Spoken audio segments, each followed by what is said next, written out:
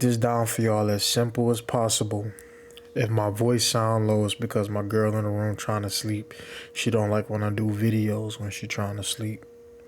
So we're gonna get into this, right? The serpent in the garden. So I told y'all before, this serpent wants to be seen as the devil, but the devil is really who we refer to as God. Most importantly, the God of Israel. However, he is not the devil.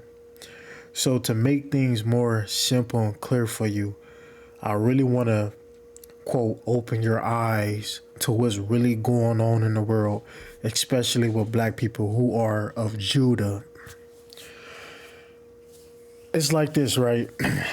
In the beginning of Genesis 2, the Lord, he said that he made two trees in the middle of the garden.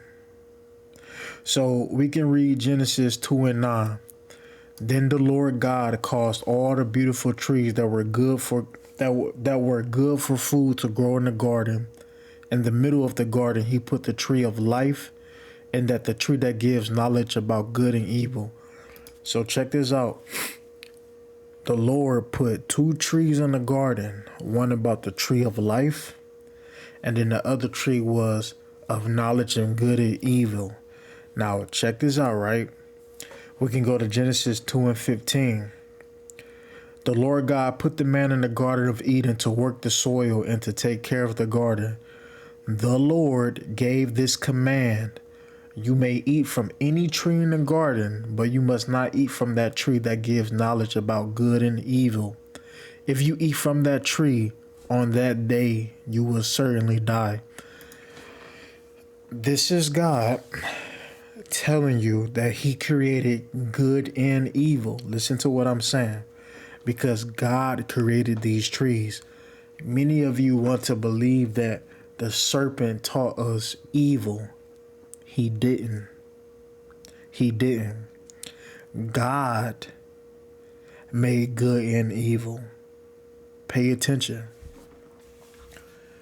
If we go to Genesis 3, this is important. Just listen to what I'm about to say. The serpent tricked Eve by feeding on her temptation. Because remember, Eve said that she saw that the tree was beautiful and the fruit looked so good to eat. So he's feeding off her desires. He's tempting her into doing something. And just like I said in my previous video, right? The whole story about the serpent in the garden is to, tempt you into doing something for a small pleasure that's going to have a long-term negative effect. Are you following what I'm saying? So by the serpent doing this, they were aware of things around them. Are you following along? What we call the devil is not the serpent. See, the serpent wants to be seen as Satan, right? And that's a whole nother video I'm gonna do. The serpent wants to be seen as the devil, but the serpent is not. The serpent is nothing more than a trickster. A trickster. Entity, right? Or deity, we would say entity, that tricks you into doing things, that tempts you into doing things. That's why a lot of things in this world is based upon temptation. When we on Instagram and you see all these models and stuff, it's based on temptation. That's what Hollywood is all about. Are y'all following what I'm saying? The reason I'm bringing this up is because a lot of this bad stuff that you see happening to black people is really coming from the God of Israel himself. So I just wanted to make this quick video just to catch y'all up. So when I get ready and drop these videos about Sodom and Gomorrah and all this other stuff, everything will become more clear to you. Because just to give y'all an example of what I mean with the Sodom and Gomorrah stuff, oral sex.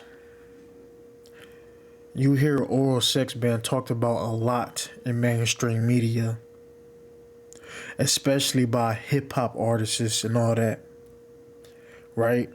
So when we eating woman out, or a woman is giving us head and all that stuff, and we get pleasure from women giving us head and all that, we enjoy that pleasure, but in the long term, right, or in the future, that can have a long-term negative effect on you.